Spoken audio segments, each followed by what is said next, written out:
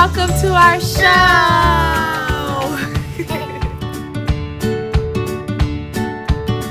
Hi, everyone. You say hi? Hi, my popsicles. Pop-Tart. Pop-Tart. Pop-Tart.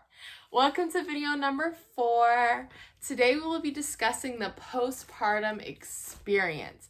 And this should be a unique story. I think it'll bring attention to something people don't really often talk about. And that is really that through your entire pregnancy and through the delivery, it's about, well, it's always about the baby. But it's really about like making sure mom's okay, make sure the mom's okay. But I'm telling you, experiencing pregnancy, a pretty smooth pregnancy, but pregnancy, a very long delivery experience, and then the whole postpartum experience.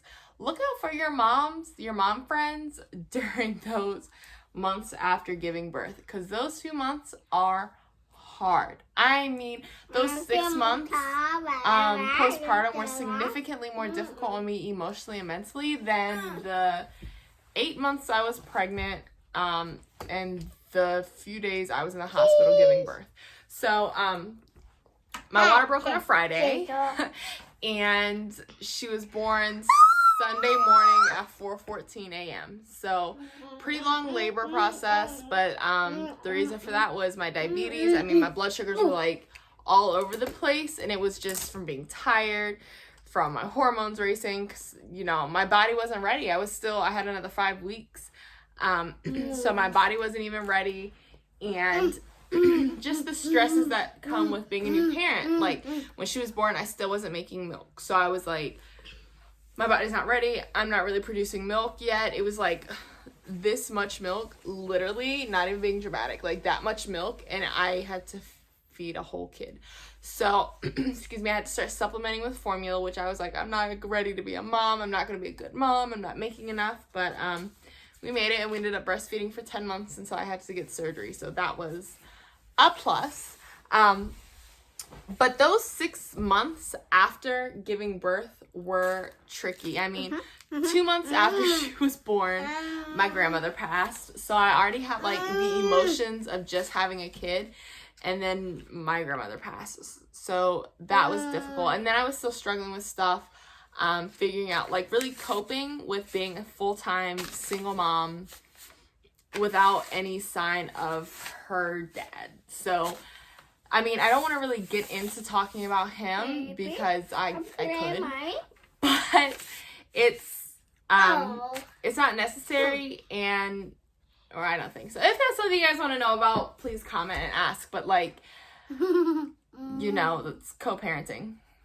So moving on. So just the stressors of life were like on me, and then the hormonal changes of like, you had a baby in your body. Your body wasn't ready to get rid of that baby, but the baby's gone. And then it's like just all this. You're right here? Yeah, I would say Mommy, yeah, I'm a unicorn. You're a unicorn? Mm-hmm. Okay. That's not little corn, not that. It's a Pop-Tart. It's a Pop-Tart. It's 2 Pop-Tarts. You made me lose my train of thought, kid. But it was an interesting time. So honestly, I'd say the delivery and pregnancy portions were significantly easier mentally and emotionally than the actual postpartum. Like, I just feel like people always forget. No, thank you. I don't want it.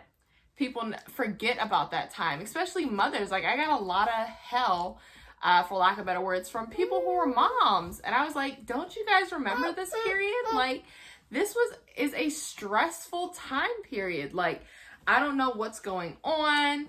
I'm still trying to figure out how to be a first-time mom. I'm trying to figure out life. Like, it was too much, and I just got, I mean, hell. And I was just like, I need a break. All to say, I was really struggling with postpartum depression, and it was something that I like refused to admit to. It was something where I was like, I have a good home. I have a stable support system. I do have 2 great friends who are always there for me. So I have a great baby. She sleeps through the night. She doesn't like give me much hell, except for there was like a month where she was colicky, and then it was like over. So great baby, great support system. I was like, there's no way I would allow myself to be to suffer or to have postpartum depression, but it was something I definitely struggled with, and was something I just did not get help with because I refused. I just felt like I didn't need it, but I did. I mean, when we fill out because if you're a mom, if you're a parent, you'll know at all the doctor's appointments, you have to fill out like surveys about how you're feeling. And I lied so bad on those. Oh my goodness, I lied so bad because I just didn't want the doctors to worry. I mean, her doctor was my doctor. So like, No, my doctor. She's your doctor. Yeah, she's your doctor now. But she was mine first. My doctor's house. We're not going to your doctor's house. My doctor. So I just knew, like, she knew something was up, but like, I guess I didn't really know what could happen because I was like, I'm the only parent she has. Like, thank you, baby. Thank you. I'll eat it later, okay? Okay. I was the only parent they have. Like, what if they're like, she's too depressed to be a mom? Like, where's my baby gonna go? I don't think they really do that. I don't know, but that was like, I know you're right here, baby. But that was definitely a concern of mine. So I guess what I take from that tidbit of my life is, when you have a support system, when you have a strong support system, especially the one I had, like, really, my family, I mean, of course, every family has that oddball, but, like, my family was there for me. My mom was there for me. Everyone was there to support me and support baby girl. And I should have taken advantage of that resource in that time instead of, yes, okay. Instead of trying to push through like I did. So I know with my next pregnancy, if that's an issue I face, I'm going to do better. I'm going to use my resources. But that's my advice. And really, like, I wanted to wait to say this, but, like, if you know someone who's pregnant, if you know someone who just had a baby, if you know, even people trying to get pregnant, like, make sure you're looking out for those moms. I mean, look out for both parents 100%. It's a Pop-Tart. But look out for that mom, not just during the pregnancy when she's cute and the tummy's cute. And don't forget about the mom after the baby's born. That's what a lot of people do. They think, oh, the baby needs help. The baby needs this. Like, no, like, support that mom. I know you're right there. Support that mom that just gave birth, because that emotional roller coaster is crazy, for lack of better words. So look out for her, and just remember, especially, I can't speak for many communities. I can't speak for any community. I can only speak for myself. But I know Black women are not cared for, especially in labor, especially after labor. So look out for your Black mothers. And one closer to me is look out for your Black single mothers. Because it's already the stereotype, like, this is something I struggle with, the stereotype of, oh, she's going to come from a single mom. People are going to think lesser of her because it's just my name on the birth certificate. People are going to think less of her for all these reasons, and I'd be knocking her, or I'd be messing up her opportunities, which isn't true. My baby's intelligent. If you spent, like, 5 minutes with her, if it even takes that long, yes. You know, like, she's smart. She'll take herself places, and as a mom, I'm going to provide her with all the resources and opportunities I can. But I still fear, like, because of the way our country is these days, like, they're going to look at her like, oh, she's another Black kid with one parent. Like, just look out for your mom. Look out for your mom of any race. Look out for Black moms. Look out for single moms, and look out for Black single moms. Look out for moms, because we need a little extra loving sometimes. But I guess that's really it. Like, the postpartum was, like I said, more difficult than the actual pregnancy and birth time.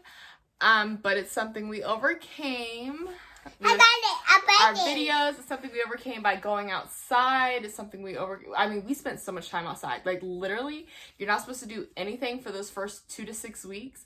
And we were outside taking walks. I mean, it started with a 1-mile walk to doing 3-mile walks regularly.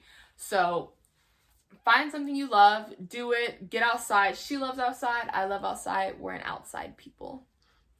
So find what works for you. Mom, please be careful. And do it.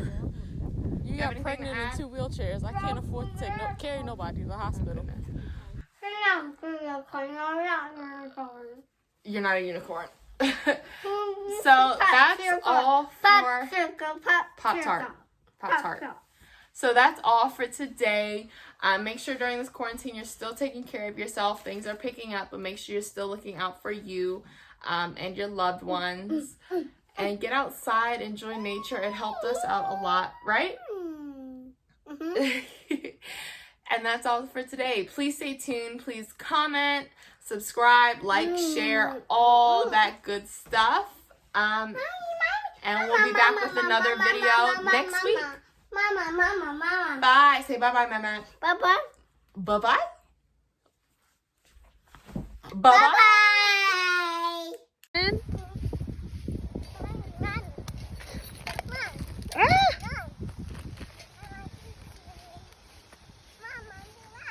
You run.